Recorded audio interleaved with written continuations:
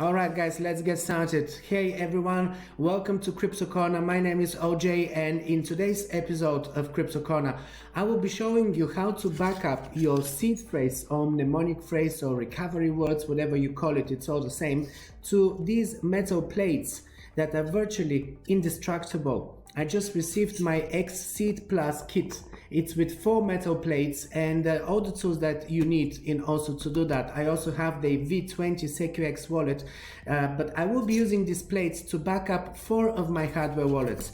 I have a Ledger, I have a Trezor, I also have a Keystone and the SecuX, so I'll be backing up these. In fact, I have 6 hardware wallets in total, but I'm starting with the 4 that I use the most, and I will be ordering another kit for the other ones. SecuX, the brand that produced this product, also sells extra metal plates separately from this kit, so I will be ordering these as I need more than 4, and the reason I use multiple storage devices is to reduce the risks if any of them gets compromised.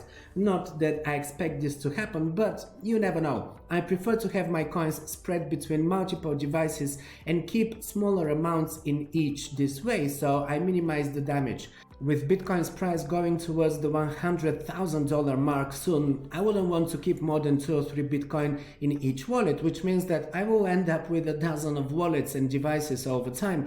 But this is how it works when you want to eliminate the custodial services, be your own bank, be in full control of your capital, especially when it comes to crypto.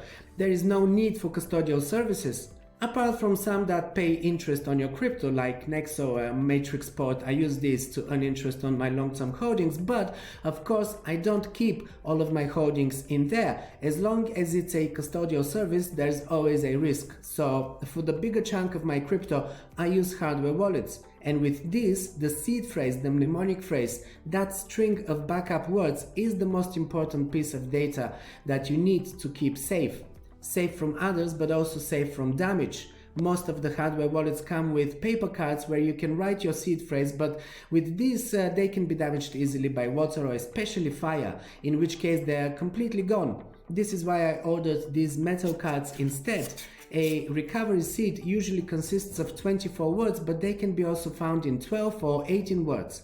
Your recovery seed is generated when you first configure your hardware wallet. With your recovery seed, you can restore your wallet in case you lost access to it. And even if you lose your device, you can restore it with that backup seed on a different device, so your funds are never lost. Unless your seed gets stolen, in which case the person who has it will be able to access your funds and move them into another wallet. This is the main threat. So you have to keep your seed phrase in a very secure place, very well hidden. But any damage to your device, for instance, if your hardware wallet is broken or lost, your laptop is broken down, or you forgot your PIN code or password, all of these are not a problem as long as your seed is safe and you have access to it. Some people lock their seed cards in bank vaults or other secure storage to keep them from being stolen. So definitely safekeeping your seed phrase is your biggest priority, and the kit I ordered here is $59. It's actually a very good price compared to other products that I've seen. Some of them go to over $100, and those that are in the same price range, around $50 or so, are for a single or at the most 2 of these metal cards, while this kit comes with 4 plates, so definitely the best value for money, and hence why I chose to get this one. On top of that, I already have their hardware wallet, V20. I did a review on it and I interviewed their team last year, so if you choose to get one of these or any of their other products, you can use my discount code OJ. You can use it at the checkout. You can actually find it in the corner here. So make sure that you get it. 15% discount to the whole of the Crypto Corner community. Make sure you use it. Okay, now let's see what's in the box. Okay, cue the unboxing footage. First, the box is quite heavy. I wouldn't expect anything else because everything is metal. The package contains 3 stainless steel plates and 1 aluminum plate. So 4 plates in total. There is a box with metal letter stamps. These are all the English alphabet letters because we use English words in all the seed phrases. And there's also an ampersand. This is the sign for and. I guess some wallets might use that. I haven't really seen it being used, but it's there anyway. There's also an engraving pen, really sharp of course, so careful with that one. And I see 2 stickers that you can use to bind together the plates for safekeeping. And these are the plates. Now first is the aluminum plate, which is just one, it's quite slim, and the 3 stainless steel plates, these are quite sturdy, really solid and heavy, top quality. They're marked with initials, so you can't mistake them. The stainless steel have SS sticker on their plastic wraps to indicate stainless steel, and the aluminum plate has an AL initials on its plastic wrap to indicate aluminum. The stainless steel plates can melt at over 1454 degrees Celsius, while the aluminum plate 600 degrees Celsius, so it's best used for less important wallets or just for practice or in storage that is less easy to catch fire. That's why I prefer the steel plates, and it's good that there are 3 of them and just 1 aluminum.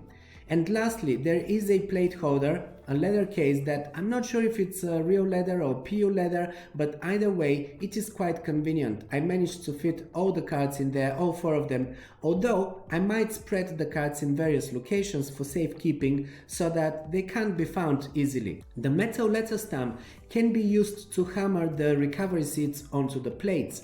A hammer is not included, you will have to use your own. I used a very small one for my testing. It wasn't difficult, but with a larger one it might make it easier, and it will help to make the stamp even more visible. But you can see the engraved letter is actually quite visible. I stamped K here because I will use this plate for my Keystone wallet.